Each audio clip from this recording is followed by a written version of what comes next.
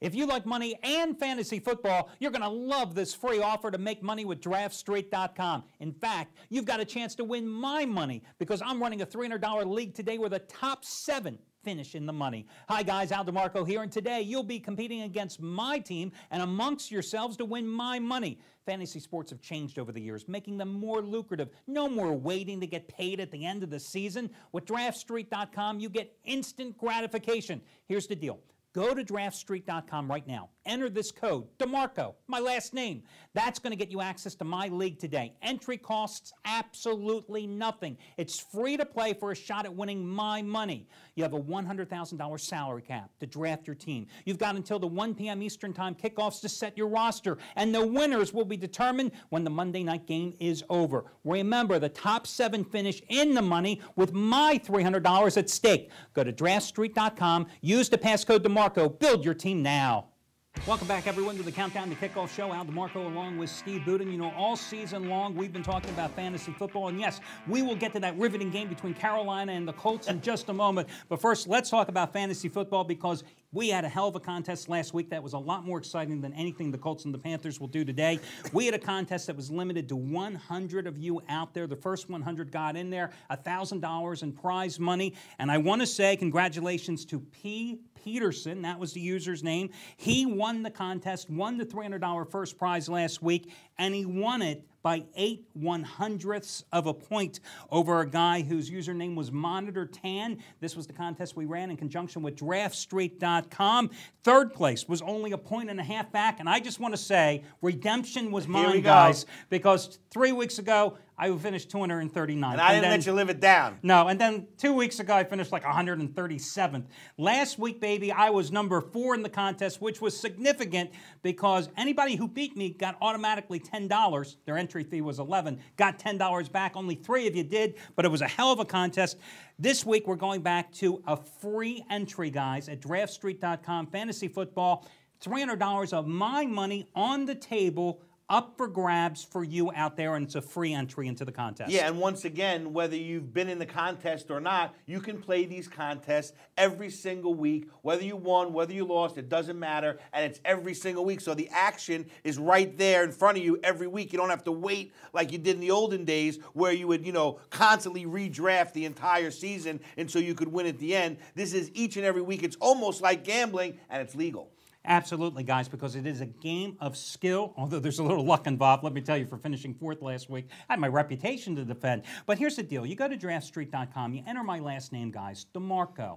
That will enter you into the contest. It is free. You've got until 1 o'clock Eastern Time, Sunday afternoon here today, to finalize your roster. You're going to have a $100,000 mythical bankroll, and as general manager, you've got to pick a couple of quarterbacks, a couple of running backs, a couple of wide receivers, a tight end, etc. You put the team together. It takes you less than 5 minutes to do it, maybe 10 if you're not really up on the NFL. It's that easy, and again, it's free, and $300 of my money on the line, top 7 finish in the money at DraftStreet.com. And when you look at the results, I mean, the people are flat out loving it. So we're going to keep running it each week with DraftStreet. Absolutely, and it's instant gratification, guys, too, because as Steve mentioned earlier, this is not a league that's determined when the season and the Super Bowl is played back in February. No, this is decided after the Monday night game between the Giants and the Saints. That's when the results are announced. And you take 2 gamblers like us that traditionally have hated fantasy sports and thought it would never catch on. The reason why we thought it would never catch on is because it took all season. And real gamblers want real action, and real action is instant gratification. That's what you get at DraftStreet.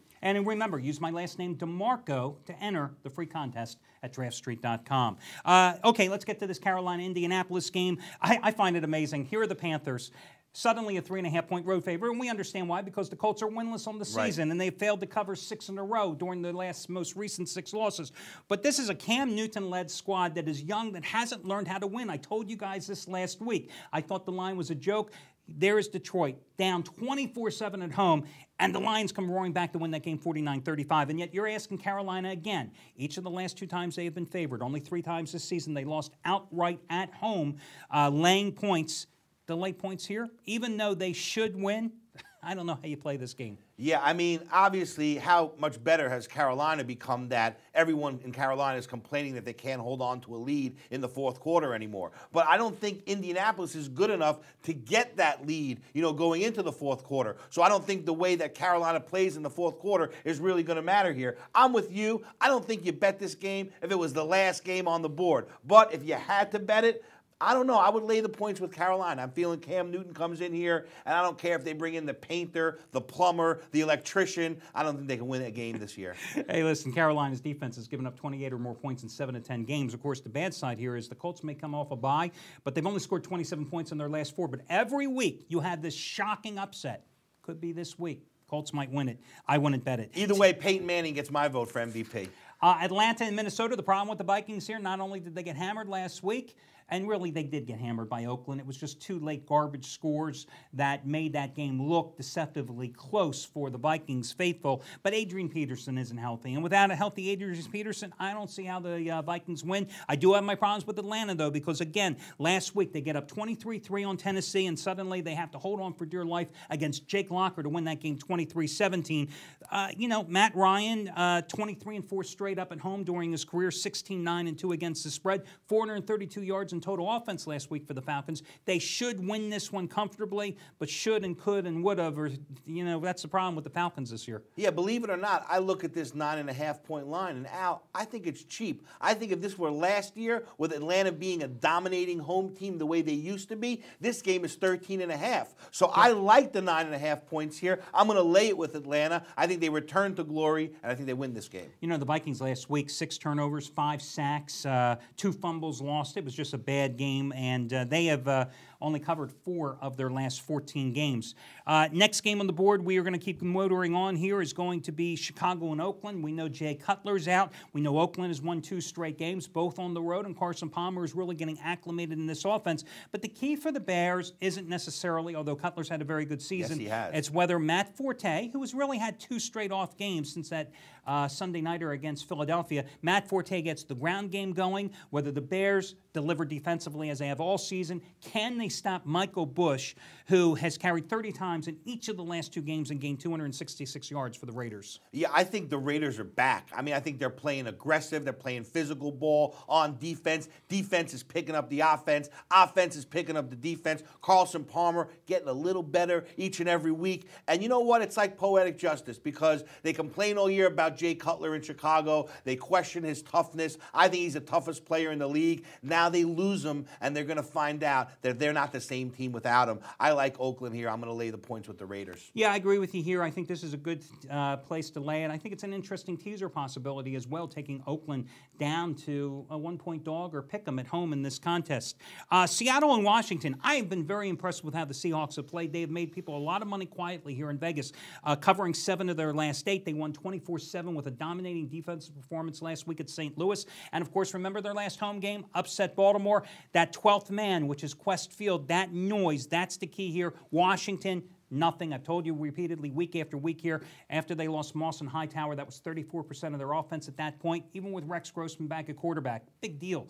I think Seattle's cheap here. I agree. Washington, a complete piece of garbage, and I also give Seattle a little bit of advantage at home. If they can get up at home and that crowd gets into the game, their defense gets pumped up, and they can pull out a win, I think that's the way it goes. Seattle minus the points. Guys, we've got a couple more good games here to take a look at. New England and Philadelphia, of course, it may not be a good game, but it's a Sunday night game. Hey, you bet enough on it. It's a great game. It's a great game if you win. Pittsburgh, Kansas City. We're going to be talking about those games. Our final segment is available online at the website. So those of you watching us on foxsports.com or DirecTV or the Dish Network, SportsTime Ohio, etc., remember, just head over to the website. You can catch any portion of the show here in its entirety, plus get the ever-important 4th and final segment as we break down your final couple of games on the board. This, of course, the Countdown to Kickoff show, the only nationally televised show that breaks down every single one of your games from a point spread perspective. Al DeMarco along with Steve Budin. And guys, again, we will catch you next week right here as we continue this NFL season winding down, guys. Just a few more weeks to go, and we'll see you all next Sunday.